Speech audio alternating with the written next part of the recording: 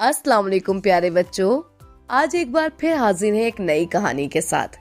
कहानी का उन्वान है नदामत के आंसू और इस कहानी को लिखा है शाइस्ता कमाल ने। आइए अब जल्दी से कहानी शुरू करते हैं। अरीबा बहुत शरारती लड़की थी। शरारत के साथ साथ ज़हीन भी बहुत थी। जब देखो शरारत करती रहती थी। कभी कुछ तोड़ देती, कभी किसी को मारकर भाग जाती। लेकिन आज वो न जाने क्यों क्लास में बहुत खामोश बैठी थी। उसके साथियों ने जब उसे देखा तो उन्हें बड़ी हैरत हुई कि आज अरीबा कैसे इतना खामोश बैठी है। उसके साथियों ने जब उससे खामोशी का सबब पूछा तो वो बोली, न जाने क्यों आज दिल नहीं लग रहा है। फिर उसकी साथियां बोली, जरूर कोई बात है जिसकी वजह से इतना खामोश बैठी हो, वरना तुम्हें खामोश रहने का कोई सवाल ही नहीं उठता। ये सुनकर अचानक उसकी आंखों में आंसू आ गए। उसकी आंखों में आंसू देखकर उसकी दोस्त ने कहा, अरीबा आखिर क्या बात है, कुछ तो बताओ। अरीबा बोली, मेरी छोटी बहन पैदा हुई है। उसके साथियों ने कहा, इस बात पर तो तुमको खुश होना चाहिए, फिर तुम रो क्यों रही हो। अरीबा बोली, अब मेरे अब्बू अम्मी मुझसे ज्यादा उसको प्यार करेंगे। कल जब अब्बू ऑफिस से आए तो उन्होंने आते ही उसको गोद में ले लिया। तब से मुझे उस पर बहुत गुस्सा आ रहा है। ये सुनते ही उसकी साथियां हंसने लगी। बोली, अरे पगली, तू कैसी बातें कर रही है। क्या कभी ऐसा हुआ है कि वालिदैन अपनी औलाद को प्यार न करें। लेकिन वो अपनी जिद पर अड़ी रही।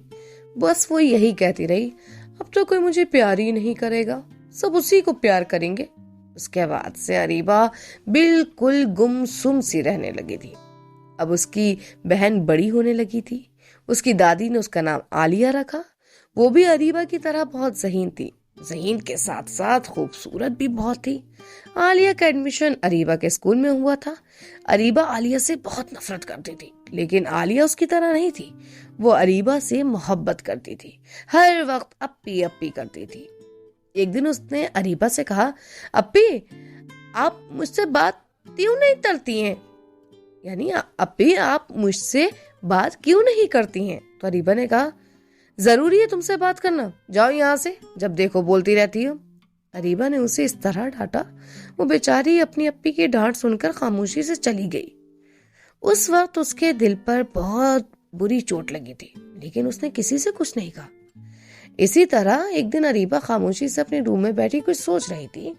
तभी अचानक उसके रूम में आलिया दाखिल हुई और बोली, अप्पी आप क्या सोच रही हैं, यानी अप्पी आप क्या सोच रही हैं। आलिया को देखते ही अरीबा अगबगुला हो गई।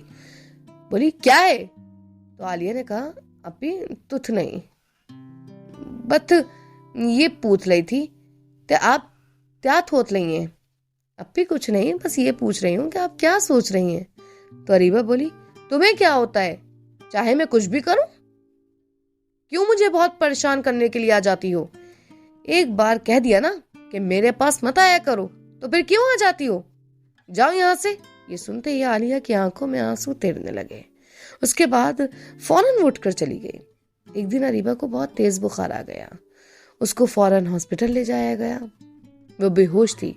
घर के सारे ही लोग परेशान परेशान से उसके आसपास खड़े थे। 4 घंटे बाद जब उसे होश आया और उसने आंखें खोली तो देखा कि पूरा घर उसके आसपास मौजूद है। अम्मी सरहाने बैठी रो रो कर न जाने कौन कौन सी दुआएं पढ़ रही हैं। अब्बू जान बिल्कुल बौखलाए बौखलाए से नजर आ रहे थे। तभी उसको ऐसा महसूस हुआ है जैसे कोई उसके पैर के पास बैठकर उसके पैर दबा रहा है।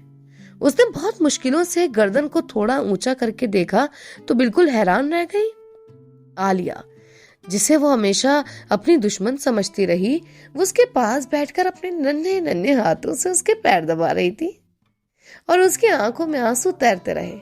अरीबा को अपनी तरफ देखते हुए आलिया ने पूछा, अप्पी क्या हुआ, यानी अप्पी क्या हुआ। अप्पी की तबीयत कैसी है, यानी आपकी तबीयत कैसी है। आप तो क्या हो गया था, आपको क्या हो गया था, आप क्यों अपनी आंखें नहीं खोल रही थी, आप क्यों अपनी आंखें नहीं खोल रही थी। उसने एक ही साथ कई सवाल कर डाले और अरीबा उसको कुछ जवाब नहीं दे पाई। वो अपनी पुरानी बातों को सोच रही थी। उसने हमेशा आलिया से नफरत का इजहार किया। सोचते सोचते उसकी आंखों में आंसू आ गए। उसकी दिमाग में अपनी साथियों की बातें गूंज रही थी।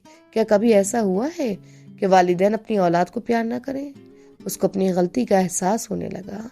उसको आज पता चल गया कि वाकई वालिदैन अपनी औलाद से नफरत नहीं कर सकते। उसने अपने दिल में इरादा कर लिया कि वो अब हमेशा आलिया से प्यार से बात करेगी। ये सोचते ही वो उठकर बैठ गई और आलिया को गले लगा लिया।